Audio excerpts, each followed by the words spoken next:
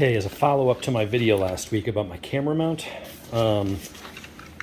one that I tried with the rubber expansion grommet that went inside, and then had a nut on built into the bottom, and when you tighten it, it would basically expand.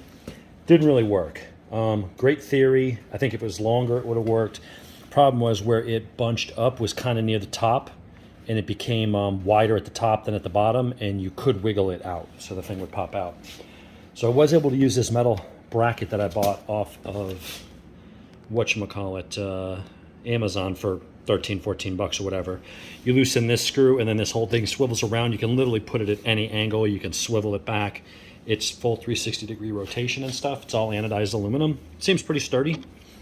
So what I ended up doing was pulling the rubber grommet out of the bottom down underneath the lower triple, and I got a 12-inch 5/16 threaded bar and some lock washers. I red Loctited the shit out of that one.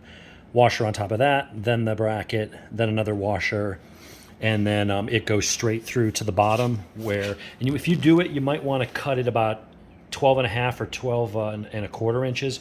12 was just barely long enough. If I'd used different washers or rubber grommets or any of that kind of stuff, it wouldn't have had enough to thread on the bottom. So I would recommend cutting it 12 and a half and then measure it, and if you can shorten it to 12 and a quarter, that'll be just right. You don't want to leave too much hanging down in case you do fully compress the forks. I mean, you could have an inch or so hanging out underneath the bottom. You're not going to have to worry about it hitting the fender. But anyway, cut it at 12 and a half, and that'll give you a little more latitude with, you know, how many washers, which could let you adjust the height here and stuff. I had to actually bend this slightly so it would clear my steering damper. But you can see now it works. There's just enough clearance in there so nothing is touching. So I've got clearance all the way around, and I can use that, and then it shoots straight through. And what I'll do is I just went out and did a test video, just zipping around a little bit in traffic, and I'll add that to the end of this.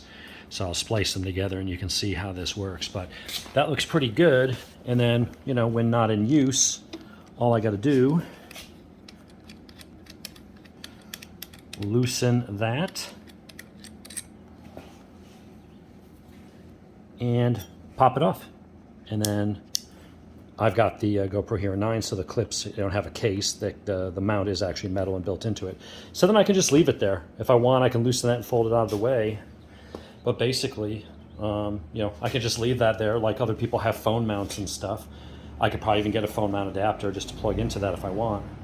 But if I want to just loosen this and tuck it out of the way a little more, then all I got to do is just loosen that, fold it forward. See how this swivels all the way around? This can come up, it can swivel. Let's loosen it a little more. I mean, this just goes in any direction.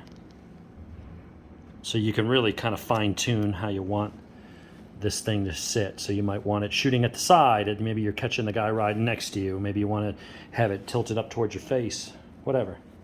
So that's how that works, and then I'll add the driving around video. But I think it came out pretty tight. It matches everything, so no clearance issues.